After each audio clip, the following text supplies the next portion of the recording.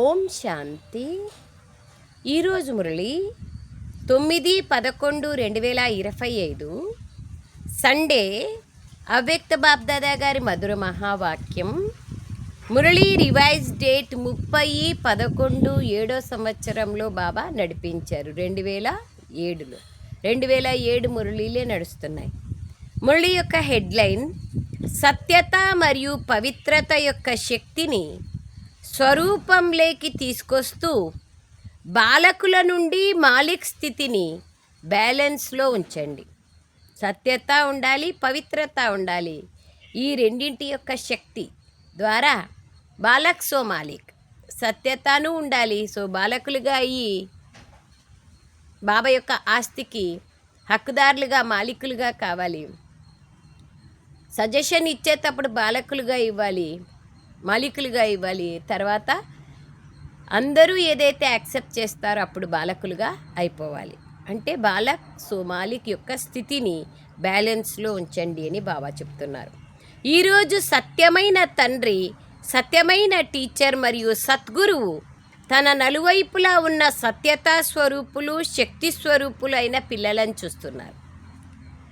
ఎందుకంటే సత్యత యొక్క శక్తి సర్వశ్రేష్టమైనది. సత్యత యొక్క శక్తి సర్వశ్రేష్టమైనది. అన్ని శక్తుల్లోకెల్లా సత్యత శక్తి చాలా గొప్పది. అందుకే భగవంతుని సత్యం, శివం, సుందరం అంటారు.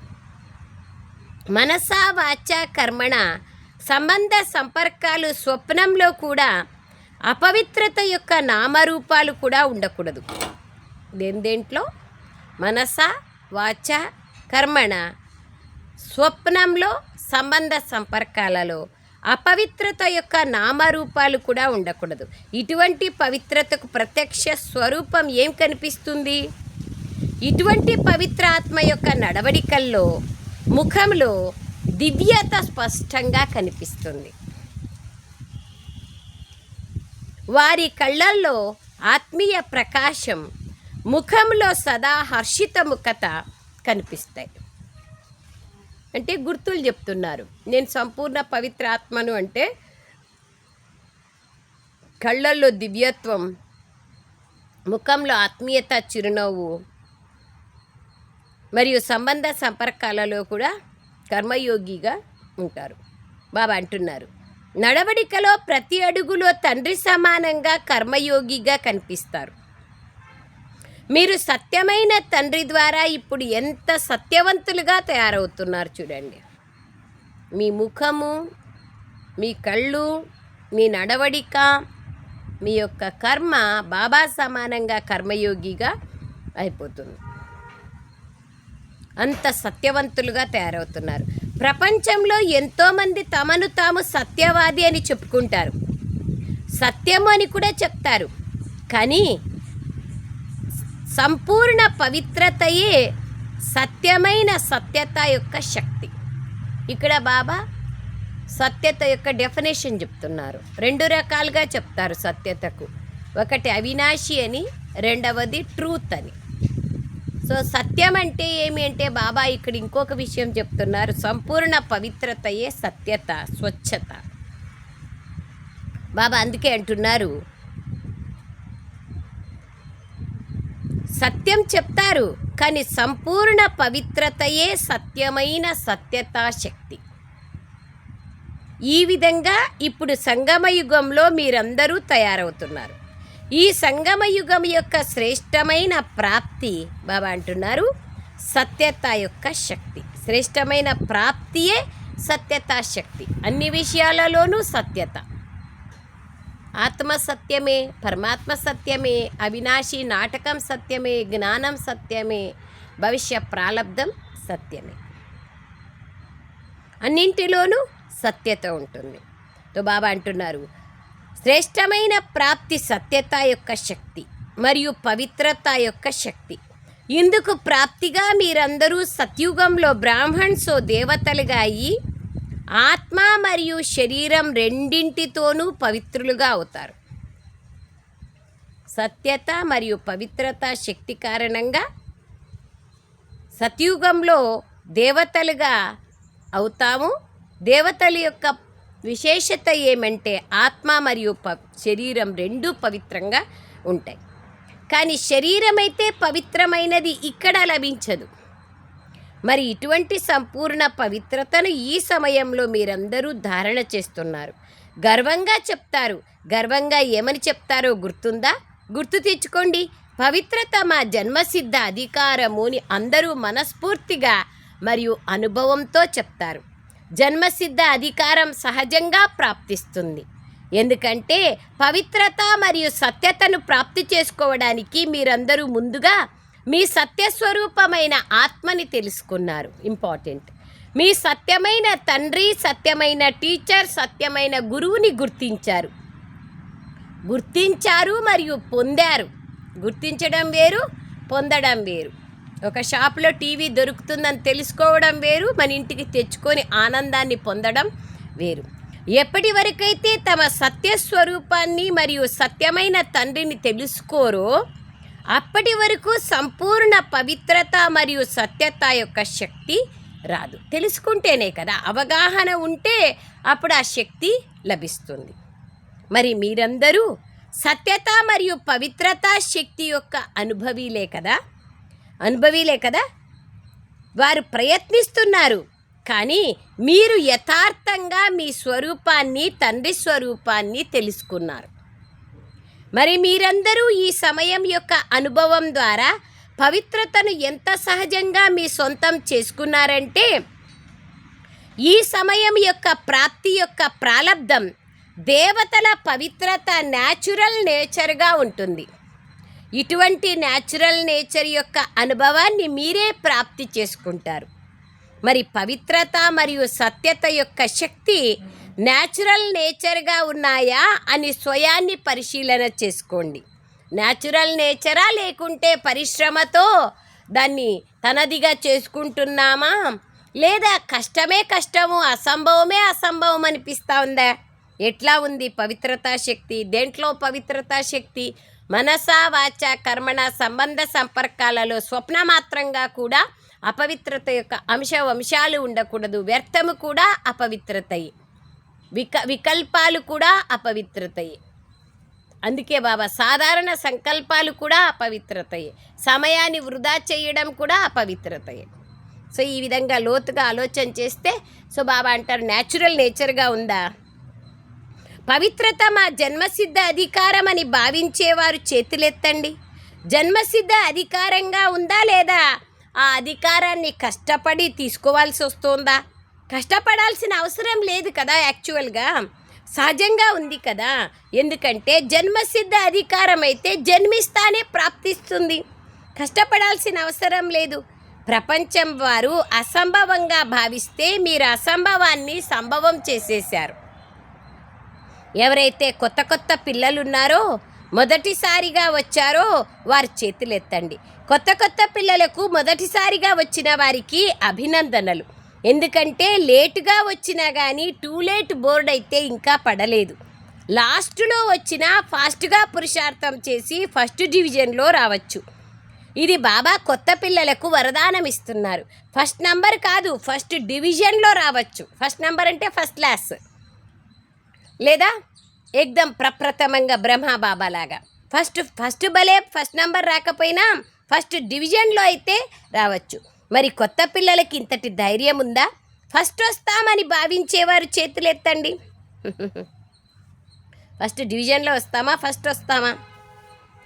చూడండి, టీవీలో మీ చెయ్యి కనిపిస్తోంది. అచ్చా, ధైర్యవంతులే. మీ ధైర్యానికి అభినందనలు. ధైర్యం ఉంటే బాబా సహాయం తప్పక లభిస్తుంది. సర్వ బ్రాహ్మణ పరివారం యొక్క శుభభావన, శుభకామన కూడా మీతో ఉంది. కొత్తగా మొదటిసారిగా వచ్చిన వారందరికీ బాబ్దాదా మరియు పరివారం తరఫున మరోసారి 10 రెట్ల అభినందనలు. ఎవరైతే మొట్టమొదటిసారిగా వచ్చినారో వారికి బాబా అభినందనలు చెప్తున్నారు. వారిని చూసి మీ అందరికీ కూడా సంతోషంగా ఉంది కదా. ఫస్ట్ వచ్చినారంటే ఎవరికైనా వాళ్ళు ఇంకా ముందుకెళ్ళాలనే సంకల్పం వస్తుంది కదా.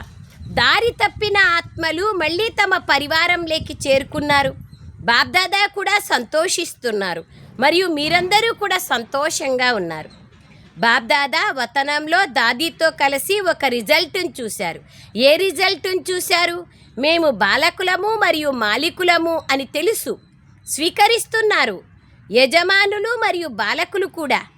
అందరూ ఆ విధంగా ఉన్నారా? చేతులెత్తండి, ఆలోచించి ఎత్తండి, ఊరికే అలా ఎత్తకండి. ఎందుకంటే బాలకులు మరియు మాలికులుగా అయ్యేది లెక్క తీసుకుంటాను. సో బాబా అంటున్నారు, బాలకులమన్న నిశ్చయం మరియు నశ సహజంగా ఉంటుంది. ఎందుకంటే బ్రహ్మకుమార్ మరియు బ్రహ్మకుమారి అని అనబడుతున్నారంటే బాలకులే కదా. అప్పుడే బ్రహ్మకుమార్ మరియు బ్రహ్మకుమారి అని పిలువబడతారు. రోజంతా నా బాబా అని స్మృతి తెచ్చుకుంటారు మరియు మర్చిపోతూ ఉంటారు. తిరిగి మధ్య మధ్యలో గుర్తు తెచ్చుకుంటూ ఉంటారు. సేవలో కూడా బాబా బాబా అన్న మాట సహజంగా మీ నోటి నుండి వెలువడుతుంది. ఒకవేళ బాబా అన్న మాట రాకపోతే జ్ఞానం యొక్క ప్రభావం పడదు.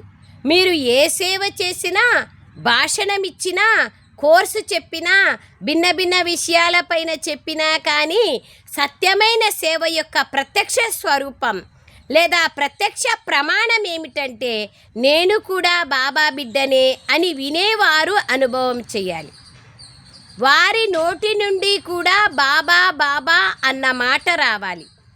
ఏదో శక్తి ఉంది కాదు, బాగుంది అని కాదు, కానీ నా బాబా అని అనుభవం చేయాలి. అప్పుడే సేవ యొక్క ప్రత్యక్ష ఫలితం వెలువడుతుంది. కావున బాలకులము అన్న నిశ్చయం మరియు నశ బాగానే ఉంది, కానీ యజమానులమన్న నిశ్చయం మరియు నశ నంబర్ వారుగా ఉంది. బాలకులమని తెలుసుకుంటున్నారు కానీ యజమానులంటే తనదిగా సర్వ ఖజానాలను తనవిగా చేసుకోవాలి కదా. ఒక్కోసారి కనిపిస్తోంది, ఒక్కోసారి తక్కువగా కనిపిస్తోంది. వాస్తవానికి మీరు డబల్ యజమానులు. ఒకటి తండ్రి ఖజానాలకు యజమానులు, అందరూ ఈ ఖజానాలకు యజమానులే కదా. బాబా అందరికీ ఒకే విధంగా ఖజానాలు ఇచ్చారు. కొందరికి 1,00,000 ఇచ్చి కొందరికి 1000 ఇవ్వలేదు.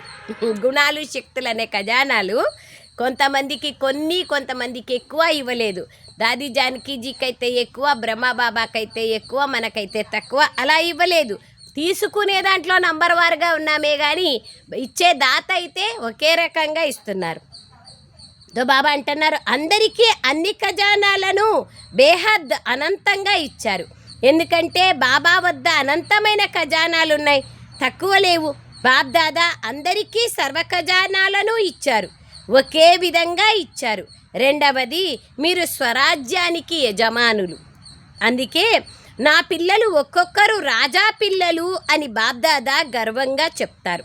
రాజా పిల్లలే కదా, ప్రజలు కాదు కదా. రాజయోగులా లేక ప్రజాయోగులా? రాజయోగులు కదా. మరి మీరు స్వరాజ్యానికి యజమానులు. కానీ బాబ్దాదా దాదీతో చూసిన రిజల్ట్ ఏమంటే ఎంతగా బాలకులుగా ఉన్నామనే నశ ఉందో అంతగా యజమానులుగా ఉన్నామనే నశ లేదు. ఎందుకని? ఒకవేళ స్వరాజ్యానికి యజమానులమనే నశ సదా ఉంటే మధ్య మధ్యలో వచ్చే సమస్యలు, విఘ్నాలు అసలు రానే రావు. నిజానికి చూస్తే సమస్య లేదా విఘ్నం రావడానికి ఆధారం మనస్సు అలజడిలేకొస్తుంది. అందుకే బాబ్దాదా యొక్క మహామంత్రం మన్మనాభవ. ఏమంటున్నారు బాబా?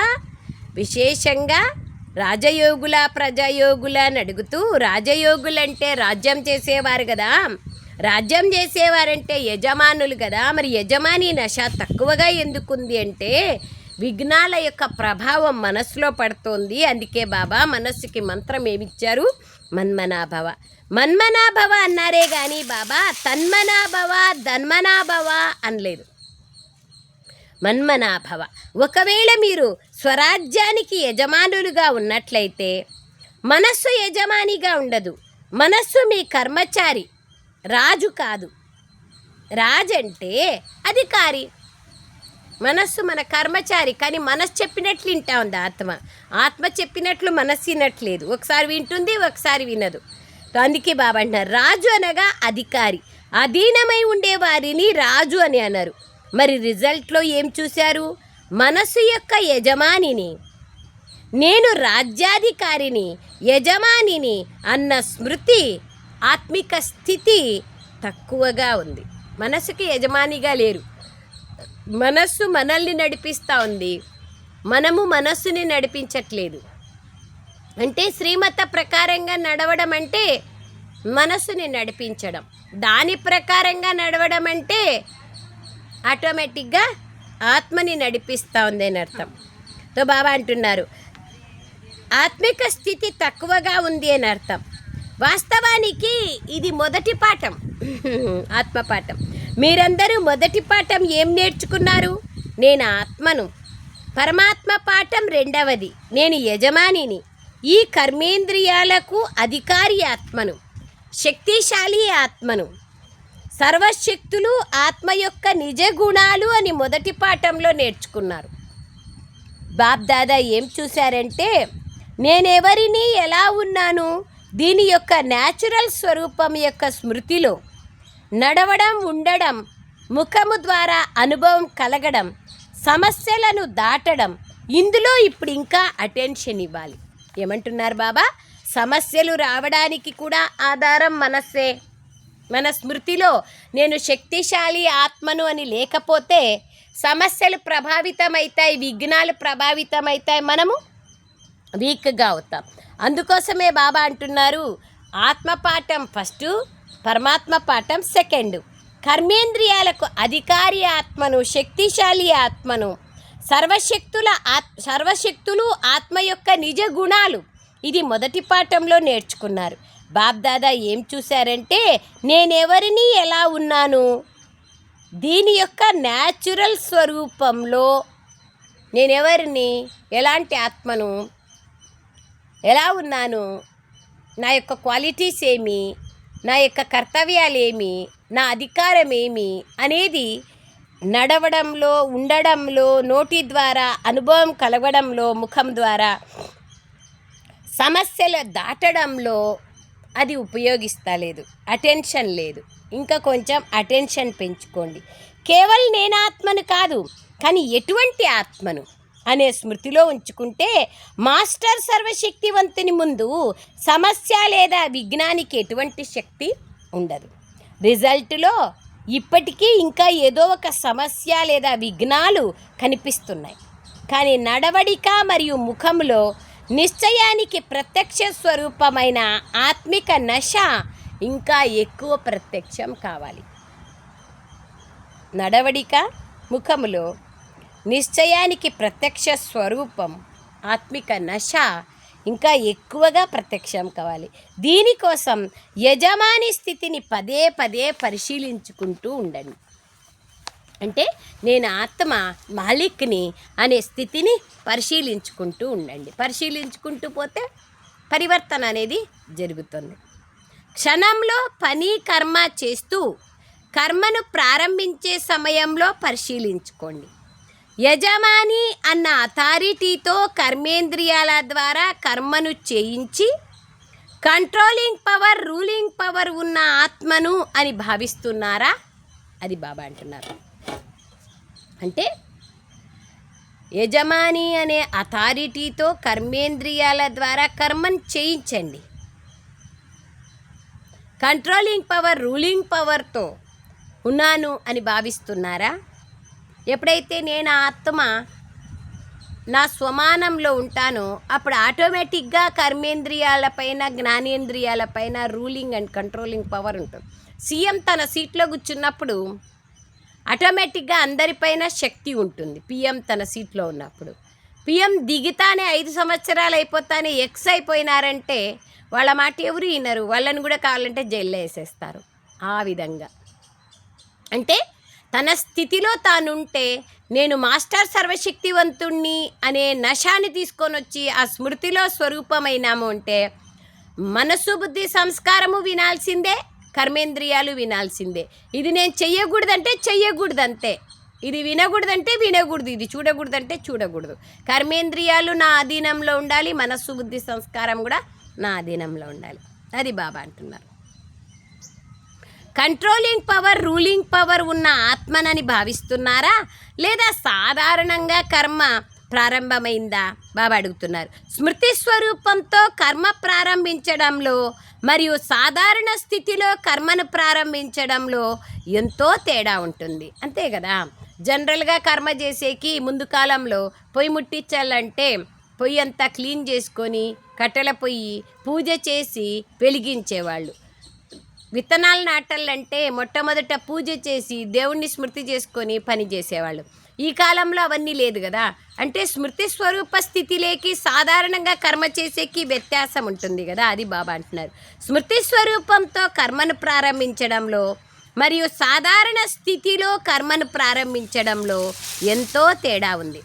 ఎలాగైతే హద్దు యొక్క పదవిలో ఉన్నవారు కార్యం చేసేటప్పుడు తమ సీటు పైన సెట్ అయి కార్యాన్ని ప్రారంభిస్తారో సిఎంపిఎంలు, అలాగే తాను యజమాని అనే స్వరాజ్య అధికారి సీటుపై సెట్ అయి ప్రతి కార్యాన్ని చెయ్యండి. యజమానులము అన్న అథారిటీ యొక్క చెకింగ్ని పెంచుకోండి. యజమానులమన్న అథారిటీకి గుర్తు ప్రతి కార్యంలో డబల్ లైట్ మరియు సంతోషం యొక్క అనుభూతి కలుగుతుంది. ప్రతి కార్యంలో డబల్ లైట్గా ఉంటారు మరియు సంతోషం యొక్క అనుభూతి కలుగుతుంది. మరియు రిజల్ట్లో సఫలత సహజంగా అనుభవం అవుతుంది. ఇప్పుడు ఇంకా అధికారిగా కాక అధీనులైపోతున్నారు. ఇంకా అధికారిగా కాలేదు. అధీనతకు గుర్తు మాటిమాటికి నా సంస్కారాలు అని ఏదైతే అంటున్నారో, అనాలని అనుకోకపోయినా నా సంస్కారాలు, నా నేచరు అంటున్నారు కదా, ఇదే అధీనతకి గుర్తు. బాబ్దాదా అనేక సార్లు వినిపించారు. ఎప్పుడైతే నా సంస్కారాలు, నా నేచరు అని అంటారో, బలహీన సంస్కారాలు మీవే, ఎందుకు నాది అంటారు? ఇవి మధ్యలో వచ్చిన రావణ్ణి సంస్కారాలు కదా, వాటిని నావి అనడమే తప్పు. శత్రువులని నా వాళ్ళు అనుకున్నామంటే అది పెద్ద తప్పు కదా. ఎందుకంటే వాళ్ళని మనవాళ్ళుగా, శత్రువుల్ని మనవాళ్ళుగా అనుకుంటే మన రాజ్యాన్నే లాక్కుంటారు కదా. అందుకై బాబా అంటున్నారు, బాబా సంస్కారాలే మీ సంస్కారాలు అని ఆలోచించండి. పాత వాటిని నావి అని ఎందుకు అనుకుంటారు? బాబావేవో, నా ఆది అనాది సంస్కారాలేవో అవి నావి. నావి నావి అని మీరు అంటూ ఉంటే అవి అధికారిగా అయిపోయాయి. మీరు అధీనమైపోయారు. బాబా సమానంగా కావాలి అంటే నా సంస్కారాలు కావు, బాబా సంస్కారాలే నా సంస్కారాలు. మరి బాబా సంస్కారాలు ఏవి? విశ్వ కళ్యాణకారి స్థితి బాబా సంస్కారం, శుభ భావన, శుభకామన బాబా యొక్క సంస్కారం. మరి ఆ సమయంలో బాబా సంస్కారాలను మీ ముందుకు తీసుకురండి. ఏ సమయంలో పాత సంస్కారాలు ముందుకొస్తాయో, నావి అని వేటిని అనుకుంటున్నామో, ఏం చేసేది నా నేచరు, ఏం చేసేది దీంట్లో బలహీనంగా ఉన్నాను, ఏం చేసేది అంటే చేస్తేనే కదా, ఎప్పటికీ ఏం చేసేది అంటే అట్లే ఉంటావు. చేస్తా పోతే ఏం చేసేది అనేదంతా సమాప్తమైపోతుంది. బలహీనతలే సమాప్తమైపోతాయి. ఏం చేసేది, అప్పులు ఉన్నాయి అనుకుంటుంటే పోతాయా ఏమన్నా? సంపాదించేది మొదలు పెడితే అప్పులు ఆటోమేటిక్గా పోతాయి. అదేవిధంగా ఏం చేసేది నా నేచరు, ఏం చేసేది నాకు ఇట్లే, అది ఎప్పుడు అనుకుంటామో అప్పుడు దానికి మంచిగా నాది అనుకుంటా అన్నారు లేని ఉండిపోతుంది, అధికారం లభిస్తుంది దానికి. రావణ్ణి సంస్కారాలు నావని ఎందుకు అనుకుంటున్నారు? బాబా సంస్కారాలు మీ ఆది అనాది సంస్కారాలు మీవి కదా, వాటిని ఎందుకు అనుకుంటారు? బాబా సంస్కారాలు ఏవి? విశ్వ కళ్యాణకారి స్థితి, శుభభావన, శుభకామన, ఇది బాబా సంస్కారాలు. తో లక్ష్యం బాబా సమానంగా కావాలని ఉంది, కానీ లక్షణాలు రావణ్ణి ఉంటే ఎలా సాధ్యమవుతుంది? మిక్స్ అయిపోయాయి. కొన్ని మంచివి బాబావి, కొన్ని పాత సంస్కారాలు, రెండూ కలిసి ఉన్న కారణంగానే మీరు అలజడి లేకొస్తారు. మరి సంస్కారాలు ఎలా తయారవుతాయి? ఎలా తయారవుతాయి? అనేక మార్లు సంకల్పాలలో వచ్చింది, ఒక్కసారి కర్మలేకి వచ్చినప్పుడు సంస్కారంగా, అనేక మార్లు కర్మలేకి వస్తా పోతే సంస్కారంగా అయిపోతుంది. అనేక మార్లు సంస్కారంగా ఉండేది చేస్తా అలవాటుగా అయిపోతుంది. ఏం చేసేది నా అలవాటు అంటాం కదా, అదైతే అందరికీ తెలుసు కదా. మనస్సు మరియు బుద్ధి యొక్క సంకల్పం మరియు కార్యంతో మనస్సు మరియు బుద్ధితో సంకల్పం చేస్తారు. కార్యంలో తీసుకొని వచ్చినప్పుడు సంస్కారంగా మారుతుంది. ముందుగా మనస్సు సంకల్పం చేస్తుంది, తర్వాత దానికి బుద్ధి సహాయం చేస్తుంది. అప్పుడు మంచి లేదా చెడు సంస్కారాలు తయారవుతాయి. మనస్సు ఏ పని చేయాలన్నా మనసు మొట్టమొదట ఏముందిలే 5 నిమిషాలే కదా అని మనస్సు అంటుంది. బుద్ధి అవును కదా సరేలే అంటుంది. అయిపోయి ఓం శాంతి. సో అట్లా ప్రతి ఒక్కటి మనస్సు బుద్ధి సంస్కారాలు పనిచేస్తాయి. బాప్ దాదా దాదీతో పాటు రిజల్ట్లో ఏం చూశారంటే బాలకుని నష ఎంతైతే ఉందో దాంతో పోలిస్తే మాలికుల మన నేచురల్ నేచర్ నష తక్కువ ఉంది. దాదీతో పాటు అంటే దాదీలో చూసినారు కాదు, దాదీ బాబా ఇద్దరూ ఏం చూశారంటే అని చెప్తున్నారు. అందుకే పరిష్కారం కోసం యుద్ధం చేయడం బాబ్దాదా చూశారు. బ్రాహ్మణులు చెప్పేదేమో బ్రాహ్మణులని, కానీ మధ్య మధ్యలో క్షత్రియులుగా అయిపోతున్నారు. యుద్ధం చేసేది ఎవరు? క్షత్రియులు కదా. క్షత్రియులుగా కాకండి, బ్రాహ్మణుల నుండి దేవతలుగా కావాలి. క్షత్రియులుగా అయ్యేవాళ్ళు చాలామంది ఉన్నారు. వారు వెనక వస్తారు, సత్యుగంలో రారు. మీరైతే అధికారి ఆత్మలు. మరి రిజల్ట్ విన్నారు కదా. కావున నేనెవరిని అని పదే పదే ప్రశ్నించుకోండి, స్మృతిలోకి తెచ్చుకోండి. ఎలాగో ఉన్నాను సరేలే అనుకోవడం కాదు, స్మృతిలోకి తెచ్చుకోండి. ఉన్నానులే కాదు, స్మృతిలోకి తెచ్చుకోవాలా. ఇప్పుడు మన దగ్గర ఉందిలే 1,00,000 రూపాయలు ఉందిలే అనుకుంటున్నాం. చూసుకుంటే ఎప్పుడో అప్పుడప్పుడు తీసుకొని సమాప్తమైపోయి 10,000 మిగిలింటాయి. చూసుకోనే లేదు, ఉందిలే అనుకుంటే లాస్ట్కి ఓం శాంతి అయిపోయి ఉంటుంది. అట్లా కాదు కదా, ఉంది అనే దాన్ని స్మృతిలోకి తెచ్చుకోవాలా. స్మృతిలేకంటే చూసుకోవాలా, నేను ఆ స్వరూపంలో ఉండాలా. అప్పుడు ఆటోమేటిక్గా దాని రిజల్ట్ వస్తుంది. స్మృతిలోకి తెచ్చుకోండి, సరేనా? అచ్చా, రిజల్ట్ కూడా వినిపించాను. ఇప్పుడు సమస్య యొక్క నామరూపాలు, విఘ్నం యొక్క అలజడి, వ్యర్థ సంకల్పాలు, వ్యర్థ కర్మ యొక్క నామరూపాలు, వ్యర్థ సంబంధాలు, వ్యర్థ స్మృతి యొక్క నామరూపాలను సమాప్తం చేయండి. ఎంత పెద్ద లిస్ట్ ఇచ్చినారు బాబా. సమస్యలను, విఘ్నాలను, వ్యర్థ సంకల్పాలు, వ్యర్థ కర్మ, వ్యర్థ సంబంధాలు, ఒక్కొక్క దాని గురించి ఆలోచించండి. వ్యర్థ స్మృతి, వీటన్నింటినీ సమాప్తం చేయండి. మరియు ఇతరులకు స్వయం చేస్తూ ఇతరులతో కూడా చేయించండి. సరేనా? చేస్తారా? దృఢ సంకల్పంతో కూడిన చెయ్యెత్తండి. చెయ్యెత్తడం అయితే సాధారణమే, కావున చేతులు ఎత్తించడం లేదు. మనసులో దృఢ సంకల్పం యొక్క చేతిని ఎత్తండి. మనసులో శరీరం యొక్క చేతిని కాదు. అది చాలా చూసాము. ఎప్పుడైతే అందరూ మనస్సుతో దృఢ సంకల్పం యొక్క చేతిని ఎత్తుతారో అప్పుడు విశ్వంలోని నలుమూలల అందరూ మా సుఖదాత శాంతిదాత అయిన బాబా వచ్చేశారు అని సంతోషంతో వాళ్ళు చేతులు ఎత్తుతారు. మనం ఇక్కడ మన స్వరూపంలో స్థిరమైతే అక్కడ వాళ్లకు బాబా వచ్చినారు అనేది తెలుస్తుంది. బాబాను ప్రత్యక్షం చేసే బాధ్యతను తీసుకున్నారు కదా. తీసుకున్నారా? పక్కా టీచర్లు తీసుకున్నారా? పాండవులు తీసుకున్నారా? చేతులు ఎత్తండి పక్కాగా. మరి ఎప్పుడు ప్రత్యక్షం చేస్తారు? డేట్ ఫిక్స్ చేసుకున్నారా? ఇంకా చేయలేదా?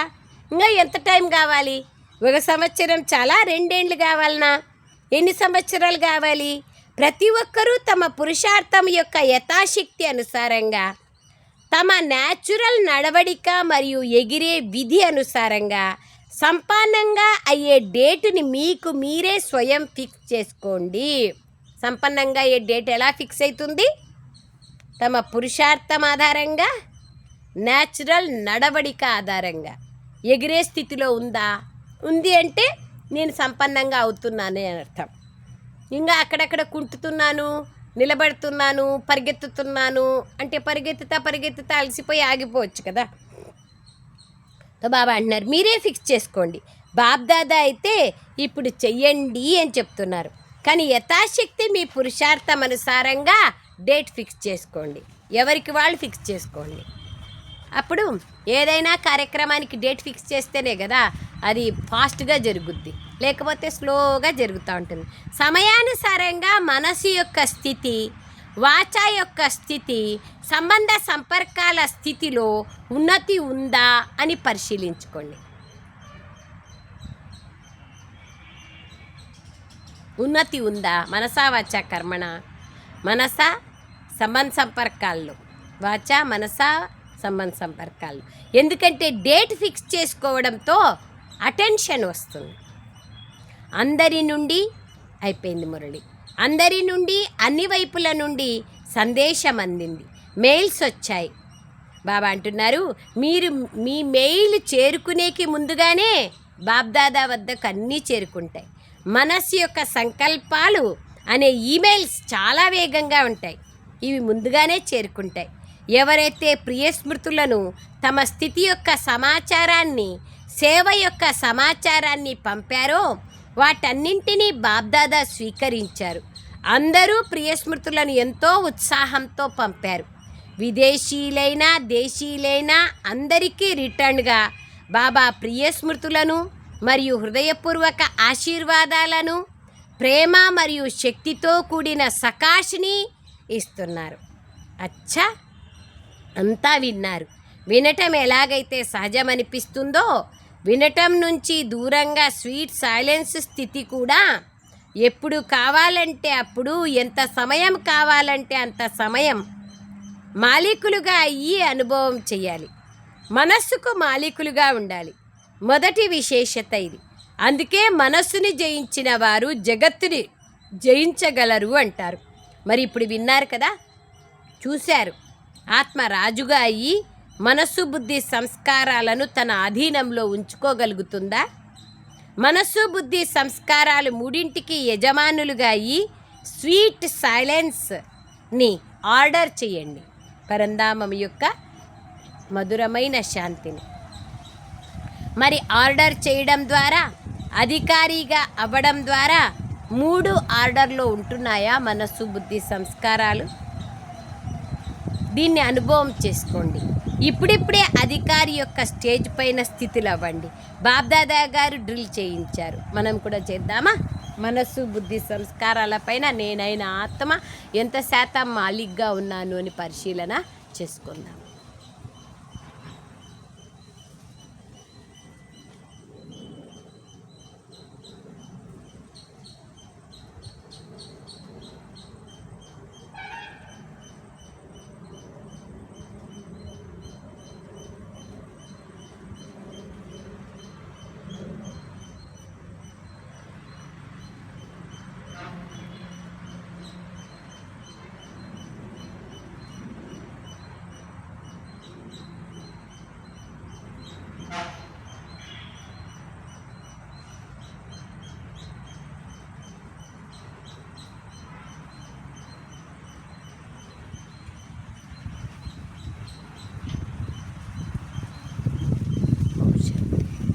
ఇప్పుడు బాబా సల్టేషన్ ఇస్తున్నారు.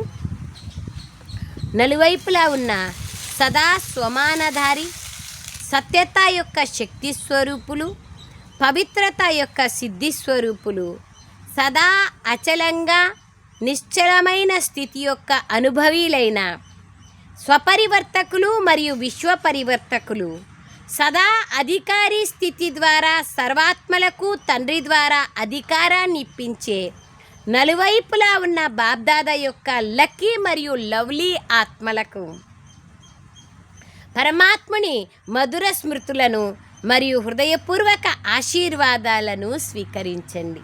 మరియు బాబ్దాదా యొక్క మధురాతి మధురమైన పిల్లలకు నమస్తే. हम रूहानी बच्चों की रूहानी माता पिता बाप दादा को याद प्यार गुड मॉर्निंग और नमस्ते नमस्ते नमस्ते बाबा नमस्ते. థ్యాంక్ యూ బాబా. వరదానం: స్వయాన్ని స్వయమే పరివర్తన చేసుకొని విశ్వానికి ఆధారమూర్తులుగా అయ్యే శ్రేష్ఠ పదవికి అధికారులుగా కండి. నన్ను నేను పరివర్తన చేసుకుంటే నా పరివర్తన విశ్వానికి ఆధారంగా అవుతుంది. అనేక మంది మహనీయులు అందరూ అలాగే చేశారు కదా. వాళ్ళని వాళ్ళు పరివర్తన చేసుకున్నందుకు అనేక ఆత్మలకు ఉదాహరణ మూర్తులుగా అయ్యారు. తద్వారా శ్రేష్టమైన ప్రాప్తిని పొందారు. ఇక్కడ మనం పరివర్తన చేసుకుంటే భవిష్యంలో శ్రేష్ఠ పదవి లభిస్తుంది. శ్రేష్ఠ పదవిని పొందేందుకు బాబ్దాదా శిక్షణ ఇదే. పిల్లలు స్వయాన్ని మార్చుకోండి. స్వయంని మార్చుకునేందుకు బదులుగా పరిస్థితులను లేదా ఇతర ఆత్మలను మార్చే ఆలోచన చేస్తారు. మరి ఈ పరిష్కారం లభిస్తే, ఈ ఆధారం లభిస్తే పరివర్తన అవుతాము అనే సంకల్పం చేస్తారు. ఇలా ఏదో ఒక ఆధారాన్ని తీసుకొని పరివర్తన అయ్యే వారి ప్రాలబ్ధం కూడా ఆధారంపైనే ఉంటుంది. ఎందుకంటే ఎంతమంది ఆధారాన్ని తీసుకుంటారో అంతగా జమా ఖాతా పంచబడుతుంది. కావున స్వయంని పరివర్తన చేసుకోవాలి అనే లక్ష్యాన్ని సదా ఉంచుకోండి. నేను స్వయం విశ్వ ఆధారమూర్తిని, ఉదాహరణమూర్తిని. స్లోగన్: సంఘటనలో ఉల్లాస ఉత్సాహాలు మరియు శ్రేష్ఠ సంకల్పం ద్వారా సఫలత లభించి తీరుతుంది. ఇంపార్టెంట్ అది. ఉమంగ ఉల్లాసాలు అనేది అవసరం. అప్పుడే సఫలత అనేది ప్రాప్తి చేసుకోగలుగుతాం. అవ్యక్త ప్రేరణ. అశరీరీ స్థితి లేదా విదేహీ స్థితి యొక్క అభ్యాసాన్ని పెంచుకోండి. ఎవరైనా బలహీనంగా ఉన్నట్లయితే వారిలో శక్తిని నింపేందుకు వారికి గ్లూకోజ్ని ఎక్కిస్తారు. అలాగే స్వయంని శరీరం నుండి దూరమైన అశరీరీ ఆత్మగా భావిస్తే ఈ సాక్షి స్థితి శక్తిని నింపే పని చేస్తుంది. మరియు ఎంత సమయం సాక్షి స్థితిలో ఉంటారో అంత మీ సహచరుడైన బాబా స్మృతి ఉంటుంది. అనగా బాబా తోడుగా ఉంటారు. ఇంపార్టెంట్. అచ్చా. ఓం శాంతి బాబా. థ్యాంక్ యూ బాబా, థ్యాంక్ యూ. ఆత్మ స్వరాజ్యాధికారిగా ఉండాలి అనేదే బాబా యొక్క ఆశ. అప్పుడే మనం బాబా సమానంగా కాగలుగుతాం. ఓం శాంతి బాబా. Thank you Baba.